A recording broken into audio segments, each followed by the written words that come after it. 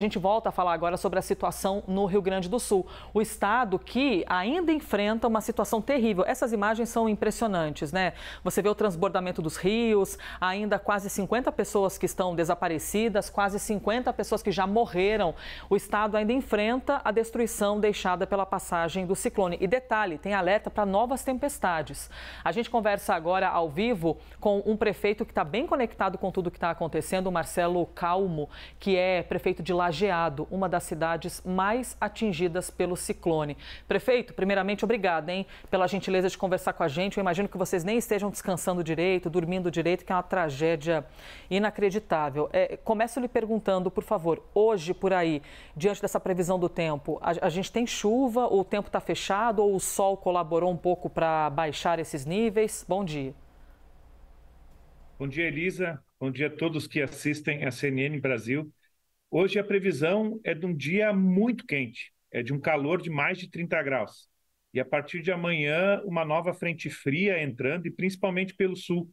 Mas as projeções que a gente tem é de que essa quantidade volumosa de chuva que também vai chegar aqui na região, ela não afetaria na elevação considerável do nível dos rios.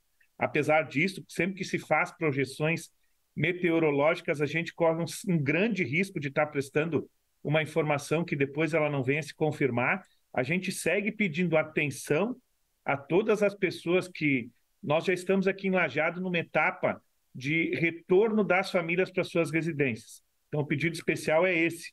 Apesar de não ter uma projeção da elevação do nível do rio, é importante que fiquemos todos atentos, porque isso varia e muda muito rápido.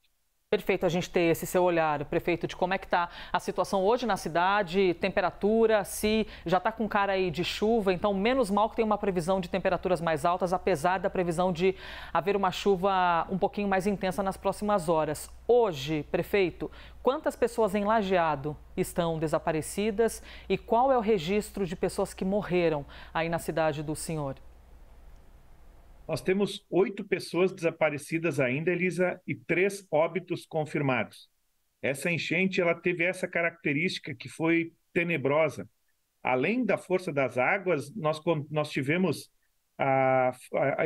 não tivemos energia elétrica e não tivemos comunicação. Enquanto caiu o sistema de internet, caiu o telefone, caiu tudo. Então as pessoas não conseguiram se comunicar nem para passar a sua situação, nem para pedir socorro.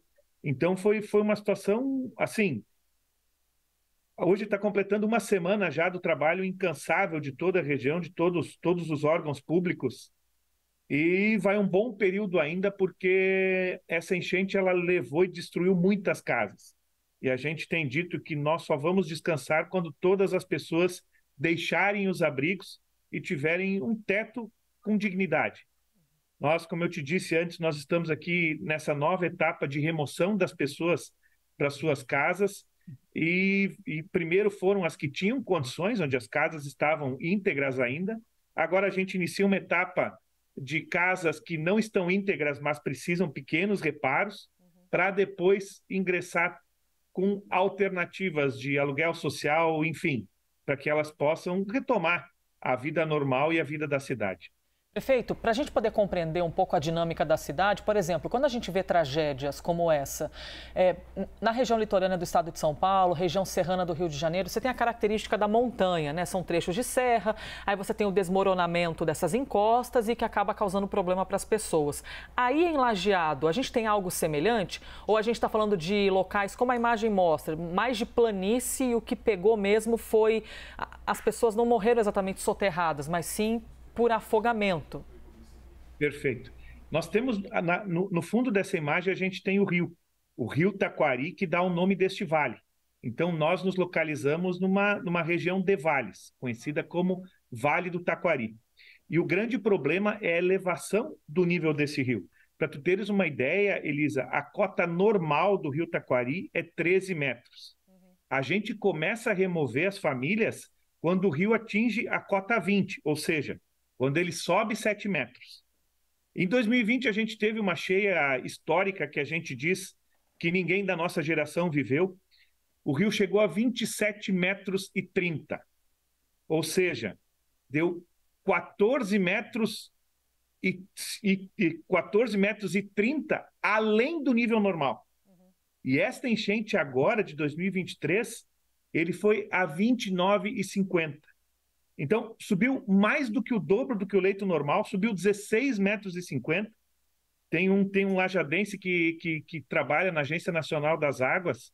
O movimento que se viu desta enchente, ele foi superior ao movimento de água do Rio Amazonas, lá no estado do Amazonas.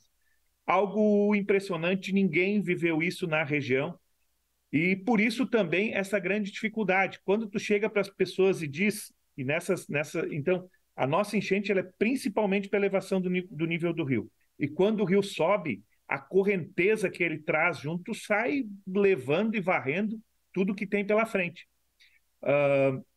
E as famílias, principalmente que moram nessas regiões mais baixas, elas têm tradicionalmente uma casa de 2 pisos. Porque quando a enchente sobe, levam os mantimentos para o segundo andar e aí até então ficavam seguras e tranquilas. Nessa enchente isso não foi suficiente. A água subiu para o segundo andar e muitas tiveram que ser resgatadas pelo telhado, porque daí o serviço do caminhão do bote já não estava mais disponível, tiveram que ser socorridas com aeronaves.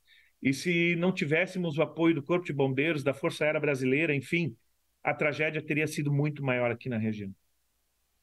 Marcelo Calmo, prefeito de Lajeado. Prefeito, obrigada pela gentileza, por uma fala tão esclarecida para que a gente possa compreender a realidade em Lajeado neste momento. Muito obrigada, hein? Bom trabalho daqui para frente. Torcemos para que pessoas sejam recuperadas e encontradas pelas suas famílias. Obrigada, bom dia. Muito obrigado, bom dia.